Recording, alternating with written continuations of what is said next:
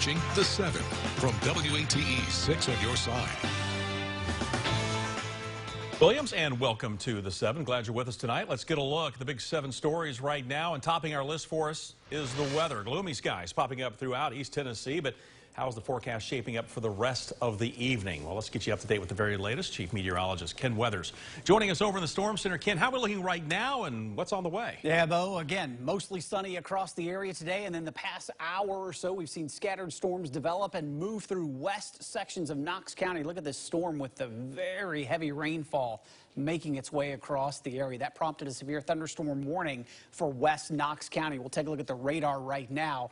You can see that storm moving off towards the north and east. Get a little bit closer look. They've expired the warning here in west Knox County as that storm has weakened below severe limits. A couple of isolated showers elsewhere, but we still have this one warning that goes for Hawkins County until 7:15. Strongest part of that cell close to Rogersville, going to be near Honeycutt at 7:13. Lyons Bend right around 7:23. The good news is I'm not expecting the coverage tonight like what we saw across the area last night, which is good. In fact, over the next hour, you can see this weakening shower, again, the one that had the prompted warning. That's moving up into Union, northern Anderson County, and this one continues to make its way up through Hawkins County towards southwest Virginia.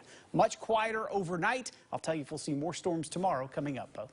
All right, Ken, thank you very much. We'll check back with Ken in just a little bit. Well, next up, WAT is your local election headquarters, and we have been keeping track of the major races and voter turnout throughout the day today. With just an hour to go before the polls close, we want to check in with WAT 6 on your side reporter Elizabeth Kubel. She joins us now live from the polls, where she has been talking with candidates throughout the day. Elizabeth.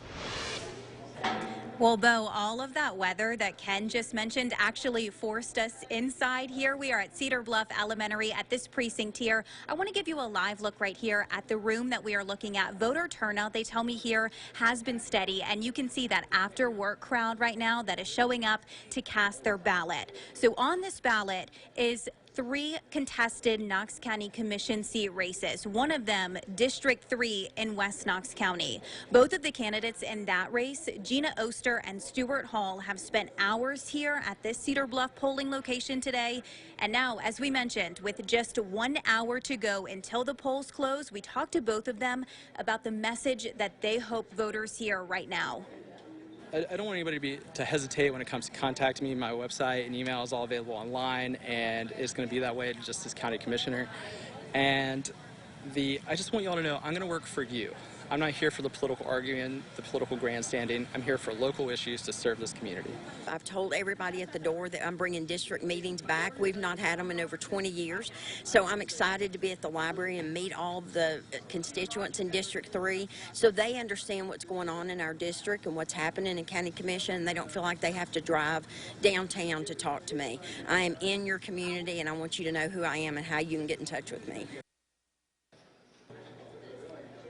And I did check in. Officer less than an hour ago. She told me that they have actually already surpassed the amount of voters that they thought that they would hit today. Originally, they thought they would make it to about 500. As of that 6 o'clock hour, they were at 561. So that is good news here for the voting officer, but they are reminding people as well that if you have not already, to come out here, be like these people out here and get your vote in. Bo. All right, Elizabeth, thank you. Knox County School Board races are also underway. 5 seats are being eyed by the candidates as 3 board members are departing. Now, this is the first time the school board elections are partisan. 6 on your side's Wes Cooper, live now at Dogwood Elementary, where polls will be closing soon. Wes.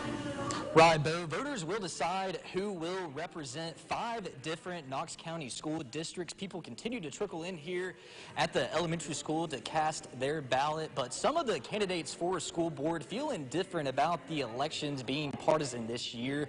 Candidates for districts 1, 4, 6, 7, and 9 are all on the ballot. They include 3 Democrats, 4 Republicans, and 4 independents. Republican Christy Christie is up for re-election on the school board. She currently serves as the chair. She believes the partisan elections are a double-edged sword. She says there are some benefits, but it's going to be a tight turnaround for newcomers to get adjusted to how things exactly operate. Swearing in's on September 1st. So there's a lot of just policies and procedures that they'll have to get up to speed with. Annabelle Henley, newcomer is running on the Democrat ticket against Christie, and she is not a fan of holding partisan school board elections.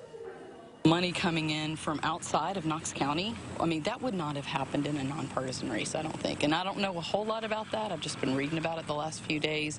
I know that there's some flyers that have come out that say paid for by some Knox schools, something or other that's really not Knox schools.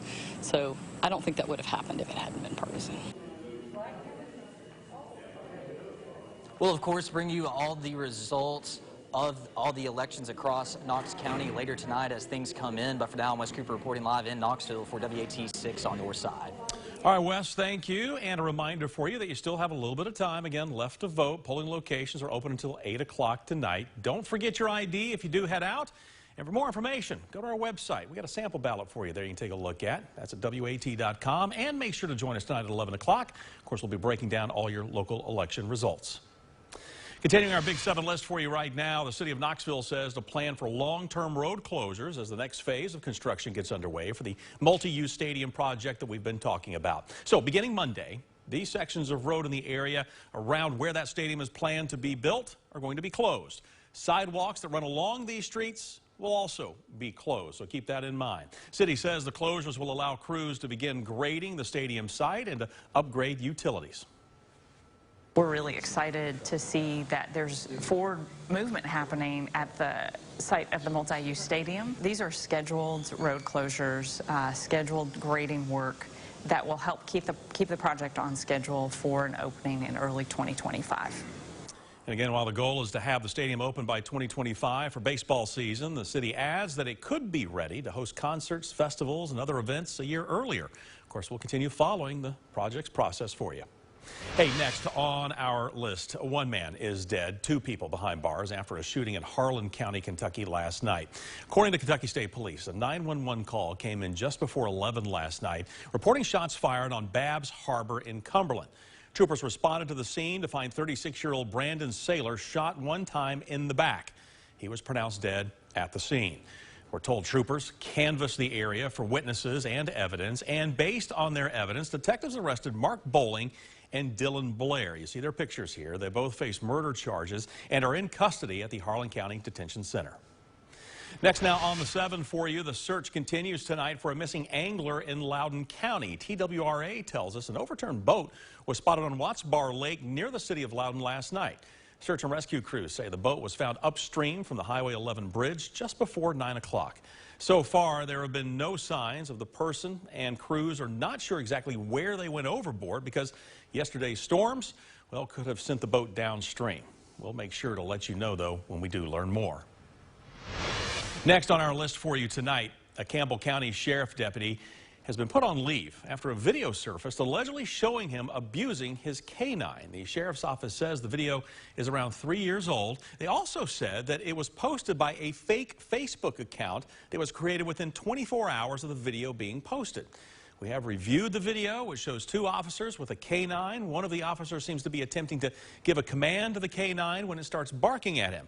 One officer is then seen lifting the dog by its leash off the ground. The canine can be heard struggling to breathe. Sheriff's office said the canine is in good health and showed no signs of abuse or neglect. On their Facebook page, Sheriff's office posted, "This video is deeply concerning to us. We have immediately placed the officer involved on administrative leave while this issue is investigated fully." Next up for you right now, a hillside partially collapsed along I-75 near the Kentucky state line. You are looking at I-75 north near mile marker 151. Again, this is roughly about 9 miles from the state line. The inside lane is closed as crews begin the process of building a temporary lane. This is needed to shift traffic away from the slope failure and allow additional working room for slope remediation. Construction, by the way, is expected to take between 3 to 5 days. One lane will likely be closed for the safety of workers during that project. And rounding out the Big 7 for us tonight, Knox Utilities Board had to close a section of road in West Knox County because of water main and roadway repairs. Now through about 8 o'clock tonight, crews have closed Lyons Bend Road between Glen Cove Drive and Wheaton Place. You're asked to use extra caution with workers in the area and expect some delays. Some good alternate routes that you can look into include Duncan Road and Shriver Road.